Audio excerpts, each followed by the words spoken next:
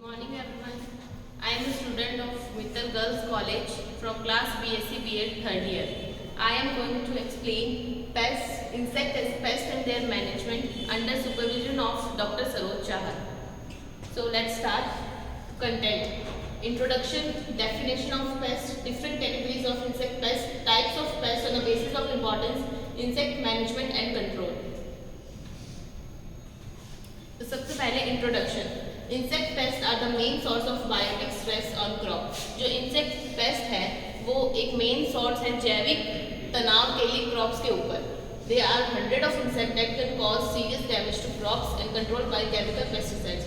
ऐसे बहुत सारे इंसेक्ट हैं जो क्रॉप्स को सीरियसली डैमेज करते हैं, बहुत ज़्यादा उन पर नुकसान पहुंचाते हैं और उनको कंट्रोल किया जा सकता है केमिकल पेस्टिसाइड्स के द्वारा.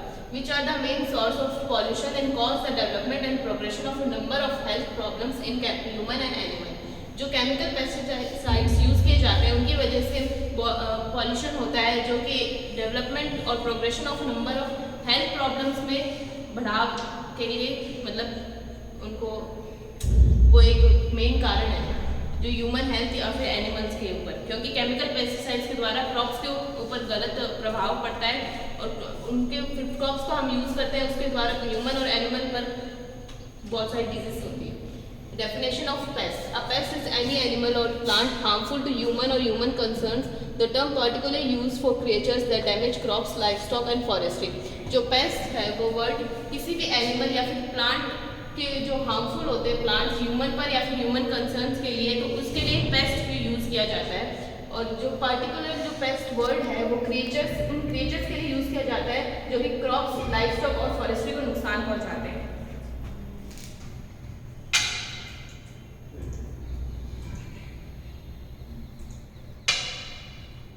Different categories of insect pest.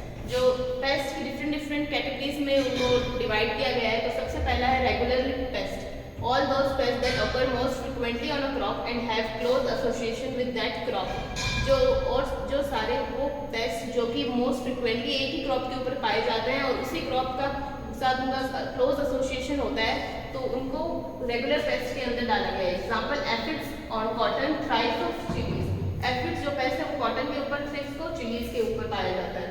Occasional paste are those that occur rather infrequently and have no close association with a particular crop. ये वो पेस्ट है जो कि infrequently कभी कभार आते हैं और उनका किसी एक क्रॉप के साथ कोई particular association नहीं है, वो किसी भी क्रॉप के ऊपर आ सकते हैं.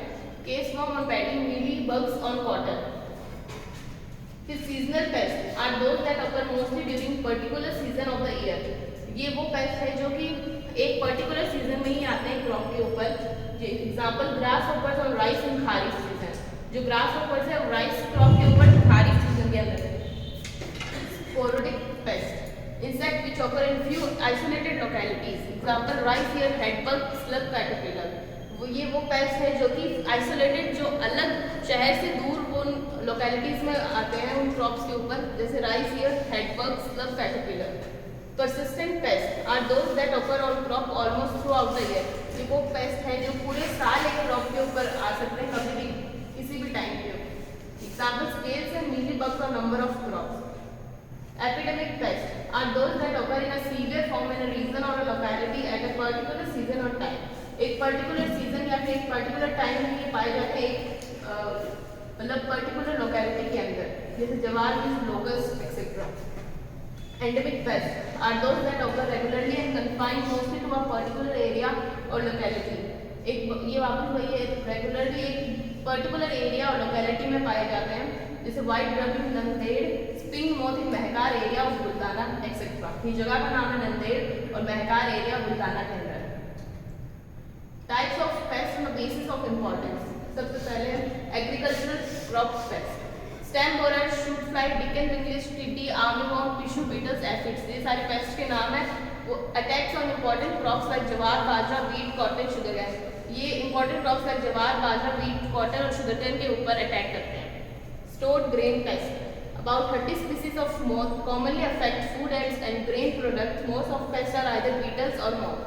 30 species of moths वो commonly affect करती है food and like grain products के ऊपर, जो कि या तो beetles होते हैं या फिर moth होते हैं. Household or domestic pests. Insects such as roaches, crickets, houseflies, flies, mites, ants and silverfish etc. that contaminate edible food and spoil it or disease. ये हमारे घर में भी हम इनको आसानी से प्राप्त हो सकते हैं, जैसे roaches, crickets, house flies, fruit flies, ants, silverfish, जो कि कंटामिनेट कर देते, खराब कर देते हैं खाने की चीज़ें और उनको डिजीज फैलाते हैं सबसे।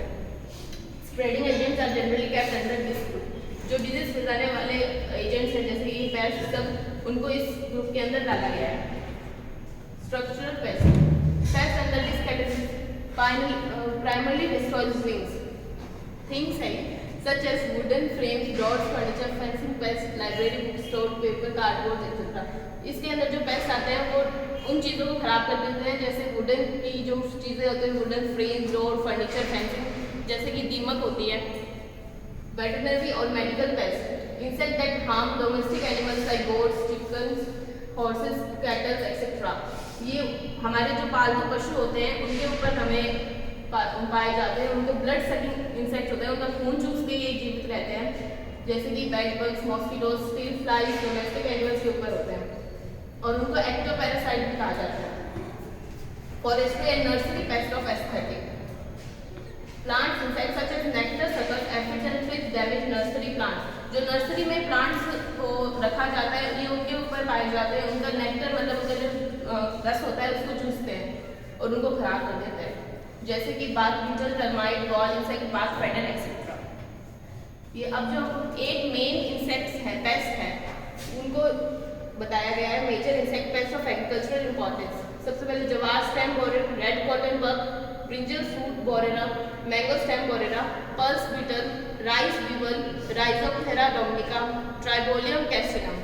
और इनके बारे में हम सेकंड पार्ट में पढ़ाई करेंगे।